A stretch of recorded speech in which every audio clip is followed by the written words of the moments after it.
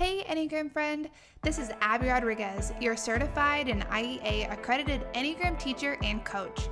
In this space, I'll give you a sneak peek into real live coaching sessions and teach you how to apply the wisdom of the Enneagram into your life for personal growth.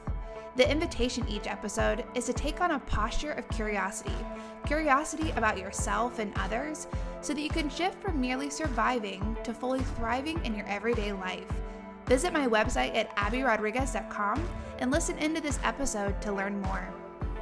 In this episode, I share the coaching space with an Enneagram 9 that's desiring to better navigate her response to stress.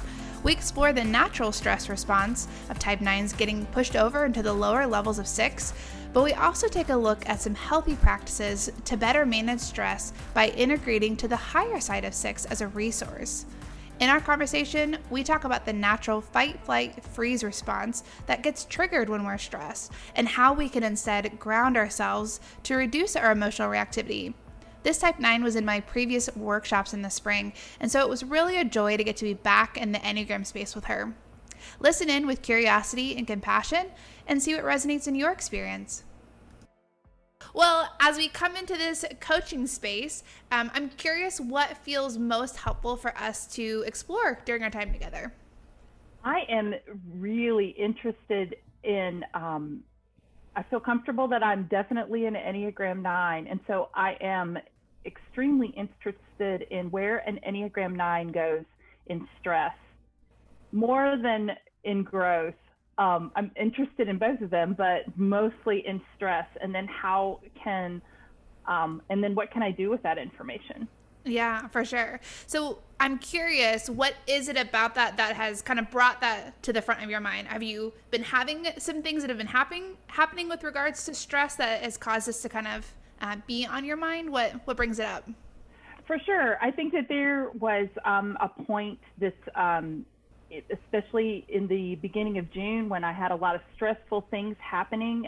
There were a lot of things that were sort of out of my control, and Yeah. I was worried, and I was trying to figure it all out, and anxious all the time. And then once those things happened and everything turned out all right, I just evened back out again, and I'm back into my regular harmonious routine-filled life where I'm super happy. So I'm curious how I could have done things differently, or recognized what was happening and maybe made some changes.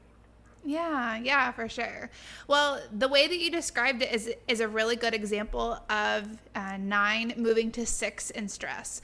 So, when we talk about the interconnected lines of the diagram, you're connected to 3 and 6. And so 3 is your number that you go to when you feel safe and comfortable, or maybe even growing. And then, 6 is that number that you go to as kind of a resource when you're stressed. So when you are experiencing stress, it's kind of hits you, it's all of a sudden you realize that you're in it. You didn't kind of see it coming or know that it was slowly building up. We tend to kind of get pushed over into our stress number. And so when you get pushed over into 9 across the diagram, it takes the form of being really anxious or concerned. Sometimes anxious or anxiety, that term feels too strong. Maybe not. Maybe that feels exactly like what happened. It did. It does feel exactly right. Yes. And so in that, it becomes this hyper awareness of what is happening around you, what could go wrong with the things that are happening, especially if a lot of those are your responsibilities or places where you need to show up and do or perform or speak to something. Or it can be things that have not a lot to do with doing. It's more like something is happening to you. Like it's a stressful season that is happening to you that is just really out of your control. And so with that 6 energy and on kind of the lower side of 6, when we get pushed over into that stress number, that takes the form of being really concerned and anxious, maybe even really fearful. A lot of times 9s talk a lot about having trouble sleeping, because it's almost like they just can't. Yes, yeah, they just can't turn down the worry, the concern, the thinking through what could happen, what's about to happen. And oftentimes in that as well, because nines aren't naturally worriers or really concerned about everything. There tends to be this posture of what will happen will happen. It's kind of like, yeah, we take things as they come. And so because that is true for a nine when they're, in their number, when they get pushed over into six, it can feel like a really isolating space because it's hard for nines to always articulate what's happening for them. It's almost like it's hard to explain the worry or the concern. They kind of like suffer it alone. And it's almost like they don't have the language to even articulate, like, I'm really anxious, or I'm really worried, I'm really concerned. So how does that resonate in your experience? Do you think about this season in June?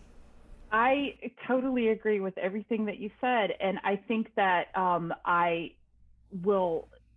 something that I've done every time that I felt this way is create this list of all the things that I'm anxious about, like put them all down on paper. And then then I take it to a therapist or a doctor and I show them, and always they are like, whoa, that's a lot. Yeah. But I feel better once I tell somebody all of these things are making me very stressed out and anxious, and I can't do anything about them. And I kind of have to tell somebody else what it is, and I don't really know how to do it. So and they look really freaked out every time I do that. But that's such a great way, though, to get it out of this like swirling headspace into, okay, here is what it is on that list. And sometimes, even in that process, what you're describing is it takes you out of isolation, right? You can articulate it, you can talk through, you can kind of decompress some of this built up concern. But the other thing that can happen, hold on a second. The other thing that can happen is even seeing that written down on paper. Sometimes you can pull it into a more almost like a logical, analytical space of, okay, I see this full list, and here are the things that I can do something about. Here are the things that I truly have no ability to control, right? Like you can kind of logic into it. And then here are the things that like, this is a thing. This is a big deal. This is my responsibility. But I actually could ask for some help in this, right? This is a very practical thing that I could delegate, or that I could ask someone to do it with me. And so sometimes taking it out of the swirling, here's all the thoughts and I can't even synthesize them. That practice of writing it down, that really can be on the high side of six, this strength that you can offer into that stress space of analyzing it, right? Of, okay, here's all the things, here's kind of the categories that they fall into. Because the reality is that type 6 structure, it can also be a resource for you as its stress number. We always think about the stress number being bad, right? The stress number is the bad number. The growth number is the good number. But your stress number is actually a resource if you intentionally choose to go to the high side of it rather than getting pushed to the low side because you're distressed. And so the high side of 6 is being really analytical, right? They have really great reasoning and logical analysis. And so taking those thoughts into almost like your pro and con list, but for you, it's like, okay, here's the worry list. And then how do I categorize this to make better sense of it? Whether that is to get some support or even to help reframe it of, okay, I'm nervous about XYZ, but I have no control over that. So is there a way that I can remind myself of the fact that I have no control of this, or whatever it might be? So that's a lot of me talking. How does that sound to you as I share that back with you? It sounds fantastic. It feels like that's exactly what I'm looking for, because it was like I was on the cusp of something that was helpful during that time period, but I couldn't take it to the next step where it actually made a difference in my situation too. Yeah. So it's really interesting to think about, though, that it's really nice to hear you say early on that being anxious isn't necessarily something that is something that I'm used to, or something that is, because I think that when I think about myself being anxious, I just label myself as an anxious person, and when I'm doing well, I've got that under control too. So I like that. It gives me a little bit of a way to manage okay, this isn't necessarily something that I do experience. And that's why I am super freaked out about it when it happens. So that's really helpful too. Yeah. Yeah. It's almost like all of a sudden your inner dialogue is in a foreign language, right? Like how disruptive and disorienting would that be? But I mean, a lot of that language and emotion around anxiety, it just feels foreign. And so then you're trying to sift through it, you're having these feelings around it, feels hard to even explain that foreign dialogue to someone else, even if they actually experience anxiety and they really know. It feels hard to connect it with them, enough to share it with a friend or your partner or whatever it might be. So yeah, it can be really isolating. Very, very helpful. Thank you. Yeah. So thinking about these spaces when, because it's really like we're trying to choose to go to the high side of 6. And so when you know that you are about to go into a stressful situation, so, your mother-in-law is always stressful, or one of your kiddos as you're interacting with them tends to turn into conflict, or, this friend is always kind of, complaining about things, and that tends to stress you out, right? Being in the positive outlook, right? It just kind of rubs on you. Yeah. So these things, if you know they're stressful, before you walk into them, you can do some intentional things to almost it's almost like you're preparing yourself for it to be stressful, but it's really like you're regulating your nervous system so that once you enter into that conversation, it is not so triggering for you. Because a lot of times, when we experience stress, what's happening for us is that our flight, freeze, fight response is getting activated, right? The problem is our body doesn't know the difference between a stressful conversation and a lion chasing us, right? Both things are equally biologically responding the same way. And so in that, we have this big reaction and we feel really anxious, or we might, for that type 9 structure, when you're still in your structure before you move to 6, you might just withdraw away and kind of check out and just nod when it's appropriate because it feels like this is way too much to interact with. And so those things might happen, but if you can intentionally ground yourself is kind of the language you use, right? Of taking a deep breath, of feeling your feet on the ground, even sometimes when I'm in situations that are really triggering, I'll like rub my fingertips together. And it's just this very simple way to bring myself back into reality and to deregulate my nervous system. Otherwise, when these stress things happen, these stress indicators for our type happen, we go automatically into fight, flight, freeze, right? We just respond, yes. And sometimes we don't behave well in that because we're just trying to protect ourselves, right? So how does that sound as I share that with you? It sounds so spot on. I definitely withdraw. I go into my head and just block out. I'm thinking about a million other things while this person is going on. And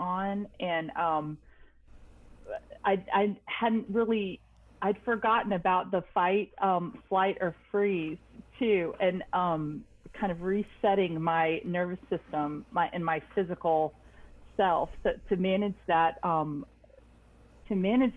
better. I love that. Mm-hmm. Yeah, for sure.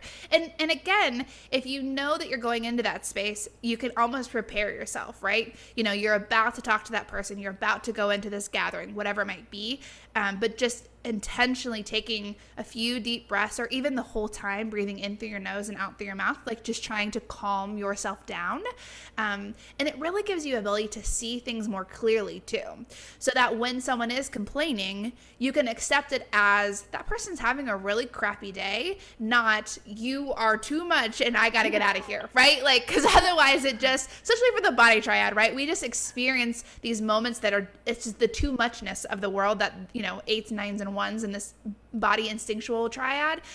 We just experience the too muchness. And for 9s, when we experience that, 9s, we withdraw. That's just part of our natural defense. But the problem is our type in that, it's almost like it's trying to protect us as if it is dangerous, but it's not dangerous to listen to someone complaining about their day or to engage in confrontation, right? Our type structure doesn't like it, but we can handle it, right? Like we can survive it. And so as we're going through that, we can try to remove some of the automatic reactionary elements of our type, kind of these autopilot or default settings, so that we can make a choice. Because when you are grounded and centered, you might actually observe the situation and consciously realize, oh, actually, this is not a helpful place for me to be in because this person is name calling and they're just picking fights, right? It's not that your type is automatically withdrawing because it's conflict, but you as a conscious adult are making a decision, oh, actually, this isn't a very life-giving relationship, or this isn't very healthy for me to be in. And so you are making that choice. And you're doing it with full awareness of what is happening around you, not just your type telling you, you got to get out of here. Like, we don't want to be here for this. So, and yeah. You're exactly right. I think in those situations, I'm not the best version of myself because I just, I'm trying to get away from you, and physically trying to get away too, which people don't react well to, nobody, people that are upset don't want to see you like physically recoiling from them. For sure. Especially, another option. Yeah, right. And especially if who you're interacting with, if they happen to fall into that emotional realness harmonic group, which is one of the things we talk about in the Enneagram and Relationship Workshop series.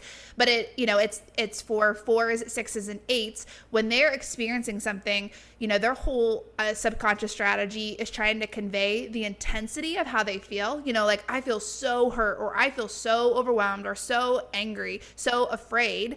And for other types that don't lead with that emotional realness, their response is to kind of recoil because it feels like, oh, that's too much. But that person, they really just want you to mirror back and get charged up and fired up and understand with them. That's what they're actually looking for. But we don't know that, right? Because our types are doing two different things in that. Your type's trying to protect you by withdrawing. Their type's trying to get invented out by expressing it. And so these are some of the miscommunications we have and not even realizing it, right? We're not trying to hurt their feelings by withdrawing. We're just trying to get out of there and protect ourselves a little bit. So, yeah. I think that's such a wonderful, then you've given me such a wonderful tool as a 9 parent to a 4 daughter, to prepare myself ahead of time. Hey, Mom, are you ready for a phone call? I will be in a minute. And give myself that ability to be ready for that big energy that she's getting ready to send out, and not just feel completely overwhelmed and like I need a nap after talk to her. So that's wonderful. For sure. Yeah. And even in that, sometimes it feels like, oh, if I'm taking a deep breath and grounding myself, it's so that I can be a calm presence. But sometimes it's also so that you can be intuitive, because maybe what she needs in that is for you to get all whipped up about whatever happened to her so that she can have that, it's almost like this expulsion of energy and then calm down enough to see it clearly, right? Otherwise, for those in that harmonic group, 4s included, it's almost like they just keep expressing the intensity of it until you get it, because you are mirroring it back, and then they will calm down. But if you never mirror it back for them, they just keep trying harder to get you to understand that they're really hurt or misunderstood or angry. And sometimes it's almost like we in our type make it worse because we're trying to like calm them down before they're actually ready for that, right? Like, they got to get it all out before they're ready for that. So, yeah. Wow. Well, it's fantastic information. I can't wait for that class. I hope it works for my schedule. Yeah, for sure. So the other thing that I want to offer too is, when you're in situations where you realize that you're getting stressed, sometimes we don't realize it until it's almost like we're knee deep, and now it feels like, oh, I've actually been stressed for a week, and now I'm just realizing it. In that space, it's also really good, as you are becoming more cognizant of that, to still ground yourself in that. So sometimes it feels like, oh no, I've missed the chance because I've already been dysregulated this whole week, or I've already, done XYZ, I've already been anxious. But it's not too late to kind of come back into, sometimes people use the language of centered, like come back into center, because that still is giving you some space to regulate your emotions. The other thing then that can give you space for is to process what's happening for you. So when you're already triggered, already flooded, these things are happening, you realize at the end of the day, gosh, this has been an awful day. Offering yourself almost this kindness of taking a few deep breaths and kind of sensing into, how do I feel right now? What emotion is coming up for me? If that feels really hard to name the emotion that's coming up, sometimes even just sensing into your physical felt sense of, okay, what is happening in my body? So as I sit here, I feel my feet on the floor and I take a deep breath. What do I feel in my felt sense? Is there a buzzing sensation at the end of my fingertips? Is there a tightness in my chest? Is there pain in my back because I've kind of been holding it all together all day? And so sometimes even naming that physical felt sense in your body, especially being a body type, can help you almost have a conduit to emotion. And so once you can kind of breathe for a moment, feeling that tightness in your back or that rigidity in your jawline, then being curious of why is it there? What emotion is happening for me? And then you can access it sometimes too. And sometimes people also need a coaching space for that. A lot of times with my like regular coaching clients, we will talk through experiences, and it's almost like a customized guided meditation of me asking it as they're experiencing it, because sometimes it's just hard to access it. But if you can, that's a good place to also be curious about what emotion's there. It might feel like, oh, fear is there because I feel anxious, but maybe anger is also there too, or maybe there's a feeling of hopelessness. That's why you're so concerned, is that it feels like the sky is falling and I don't know how to fix it. There could be other things there too, and that unprocessed emotion, that wears us down. It wears us down, and that can cause that stress response too. So how does that sound as I share that with you? It sounds fantastic. It sounds like a definitely more productive than just shutting down, which I think is probably, or trying to go to sleep, which is probably what I would do. What is the next step though? After I am in touch physically and those emotions come up, what you mentioned coaching. What can I do with those emotions at that time? Yeah. So the very process of articulating your emotions can be helpful in what, when people say processing your emotions, what processing your emotions is just letting yourself feel them. We skip over that process, for most types. Some types get stuck in that. They get stuck in the naming it and then they never let it go. But for most of us, we skip over the naming it and we just quote unquote let it go, but we haven't, because we actually never let it happen to us. Like, we never processed it. And so when you name that emotion of, actually, like, I feel really scared, I feel really angry, I feel really sad, giving the emotion a name gives you the ability, one, to experience it fully, right? So that we're not withdrawing away from it, we're not running from it, we're just allowing ourselves to be sad for that moment, because that's already true, whether we acknowledge it or not. It's already happening in our human experience, whether or not our type is shoving it into our subconscious. And so, because it's already true, it's already there. And so giving yourself some space, sometimes even just like taking a minute to just breathe and allowing yourself to feel that emotion. Naming it is really helpful in that. And if naming it feels hard to articulate it, that feeling chart that we use in the growth and self-care class is really helpful for that, because sometimes feelings are a foreign language that we just need more keywords for. So using that, and then as you name it and allow yourself to experience it, then it can dissipate. So sometimes it will stay longer, right? You might need to breathe for a few more than the last time you did it. But acknowledging it is so powerful in allowing yourself, one, to experience it, but then also for it to dissipate naturally. Because sometimes these lingering feelings we have, it's because we're just ignoring them. Like this lingering feeling of anger, it's because we just don't want to deal with it. So then we're actually always living in this state of anger or fear or whatever, rather than letting the emotion cycle happen of it comes, we feel it, and it goes, right? It's this natural cyclical experience, but it gets constricted in us because we don't actually let it to full. It comes, we don't allow ourselves to actually process and experience it. So then it never goes. It just gets stuck in our experience. And it can come out sideways, come out and making a really harsh comment. And it's like, where did that come from? I didn't think I even was angry about this, but apparently I am. And so that's what the reasoning for that, of naming it. And then also too, in that process, being curious about it. Why? Okay, so I've named fear, I've named anger, I've named sadness. Why? What am I afraid of? Why am I afraid of that thing? And it's a gentle inquiry. In these moments, sometimes when we name fear or sadness or whatever, sometimes our type structure comes online and we feel like, oh, you don't have the right to be angry, or, oh, that's so silly, don't be afraid, right? These judgmental critiques happen about our emotion. And so the invitation is for it to be a non-judgmental observation of those emotions and a non-judgmental inquiry of like, I wonder why that's there, almost this kindness that you might interact with a child of like, it seems like we're really angry. I wonder why. I wonder what's happening for us, right? Not this, don't be angry, grow up, whatever.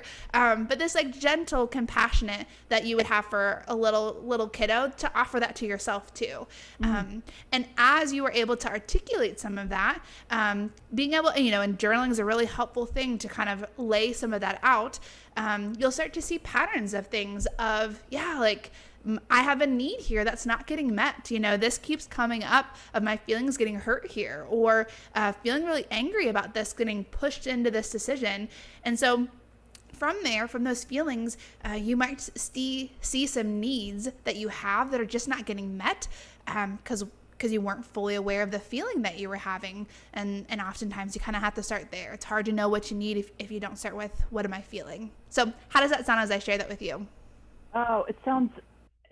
I love what you're saying about it dissipating, feeling it and giving a chance, because I certainly am not someone that is excited about feeling any kinds of feelings. I'd like to just be happy and go along about my business and everything just be fine all the time. And of course it isn't. Yeah. So that giving myself the opportunity to feel it, and know that it's going to cycle through. That feels really good, because I think for so long I've just felt like if I don't feel it, it's not happening, but it definitely is happening. It's happening to my physical body, happening to my mental health, and so that's wonderful. And offering myself the same kind of kindness that I would offer a child is like a aha moment there. I love that.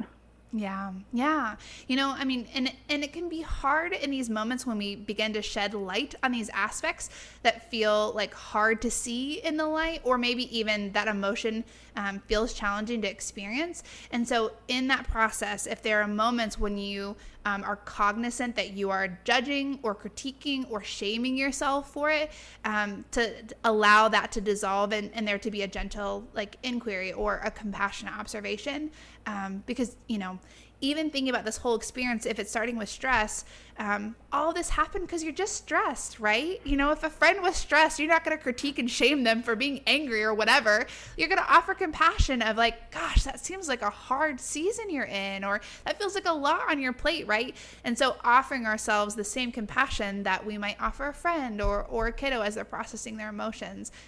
Sometimes those are easy tricks for us to be kind to ourselves, to practice being kind to ourselves.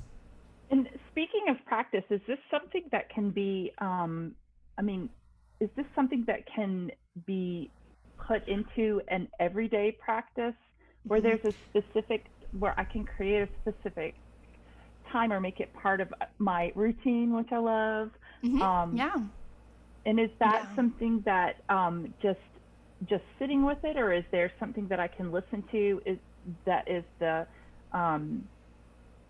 that would help me on my way? Yeah, for sure. So a specific meditation that I often offer with regards to processing emotions. Are you on Insight Timer? Have you ever gotten that app before? It's a free app on your phone. I'm not. I'm on Calm. Okay, so it's similar to Calm, but it's a whole community of people that offer free meditations, and they're from all over the world, which I think is really fun. But in there, and I'll email this to you so that you have it. But there is a meditation called the Welcoming Prayer, Oh, and I love that. I remember yeah. that now. Okay. Okay. And so that is really helpful, especially like coming from the Christian faith tradition of inviting that emotion, and it's helpful to have a guided voice taking you through the steps, because it's almost like, okay, all I have to do is listen to the instructions, right? Like I just have to have enough strength to listen to the instructions and do what they're saying, rather than thinking through all the steps and being willing to enter into it. And the other thing that I would also offer, and so that is helpful when you realize that you're being triggered. So you realize you're angry, you realize you're overwhelmed, you realize you're afraid. If you can walk away into a quiet space and go through that, it's really helpful. The other thing that I would offer, though, is it is easiest to identify what is happening in your experience. So when you are really angry, when you are really stressed, when you're feeling anxious, it's easiest to identify those things when you have a regular practice of cultivating awareness. And so that sounds really fancy. What I mean by that is you have some type of routine, some type of practice in your daily life, where you are bringing awareness to what is happening to you in real time. So that could be mindfully walking. That could be doing yoga, where, not just like exercising, but actually breathing and bringing attention to what your body feels like as you're going through the process. That the practice that I do every day is called centering prayer. And so it is a wordless prayer. I sit in silence for 15 to 20 minutes. And I'm just consenting to the presence of God. I'm just inviting silence in that space and just abiding. And so in that, though, and when we have these spaces and rhythms where we are silent and we're in solitude, and still to some extent, right, you can do mindfulness walking if that is helpful to kind of, still be paying attention to what's happening around you. But that helps to kind of increase your awareness of yourself. So when you are sitting in silence, you have practices where you're kind of exiting out of the hustle and bustle. You're exiting out of this autopilot. I see something and then I do it, or I think about something and then I have a feeling. It increases your capacity to notice what's happening in yourself, So it increases your capacity to notice, oh, I have knots in my stomach. I wonder why. And then kind of settling in of like, oh, actually, I'm really anxious. I didn't even realize it, but I did notice that I had knots in my stomach first, right?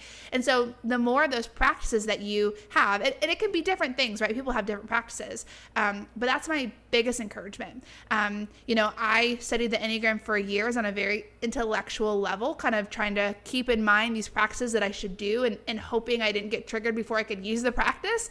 But it wasn't until I started doing centering prayer as a consistent rhythm that I felt like I began to actually realize my feelings in real time, especially for me as a type 8, right? It's just harder to access that. And so it wasn't this consistent, okay, now I've blown up and I'm going back and apologizing. That's what it was just for years. But having these moments, and that still happens, don't get me wrong, that still happens. But having these moments where I realize before I say something or before I yell, because anger is easy access for me, of like, oh, I'm actually really like flooded right now. Like I can feel the heat of my anger in my body. And so that gives me this ability to pause because I notice it in my physical experience. So how does that sound as I share that with you? It's exactly what I was looking for. And I'm wondering if when you're doing your centering prayer and you notice the knots in your stomach or maybe tension in your back, is that something that you recognize and then let go, like in a typical meditative state, or how does that work? Are you just sort of feeling and breathing? Mm-hmm. Yes. And breathing? Yeah. So specifically with centering prayer, as thoughts or sensations come to mind, you acknowledge them and you let them go. So acknowledging them is like, I see that, I know I'm thinking about that, and I let it go. And it's not because it's not going to circle back after your 20 minutes, right? But it's almost this like holding environment where you are moving out of your ego structure. So you're, for you, your type 9, for you, my type 8 structure. And I'm almost like sinking down below it into what is more of a, people have different language. They would say essence or true self. I don't get hung up on the language of it, but it's almost this space where you are practicing not being reactive. You're practicing sinking below. You have this set aside space, because the more that you exercise that muscle when you're not being triggered and there's not these reactions around you that you're responding to, the more you have an awareness of yourself so that you don't get as triggered, right? Or when you get triggered, you realize it, I actually have some space to pause because I realize I'm getting upset because I have practiced being present and aware when I didn't need to, in the sense that I wasn't being attacked or insulted, or my kids weren't doing something that's making me angry. It's usually what it is for me. So how does that sound as I share that with you? I think that makes so much sense, and I love that it fits so nicely into what already makes me feel good and harmonious. Honestly, sitting quietly for 15 or 20 minutes sounds great. For sure. Yeah, that for sounds sure. Wonderful. And I understand from my yoga practice that I understand the benefit of that. And I never thought about taking that from off my yoga mat into my daily life, where I could recognize. It feels so good to be able to maybe have the ability to not to respond and not be so reactive when I have these big feelings and anxiousness and feeling out of control. Maybe I won't get to that point. Mm-hmm. It won't feel so steamrolled. Yeah, for sure. For sure. And in the moments when it gets away from you, you realize hours later or days later that you were reactive, you just offer kindness to yourself, right? And sometimes there's natural consequences. You need to go back and apologize to someone, right? It doesn't mean that that everything is Volanoid.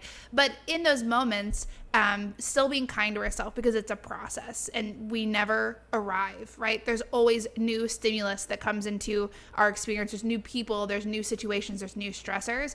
And so it is a consistent practice, and it's a consistent cultivation of awareness.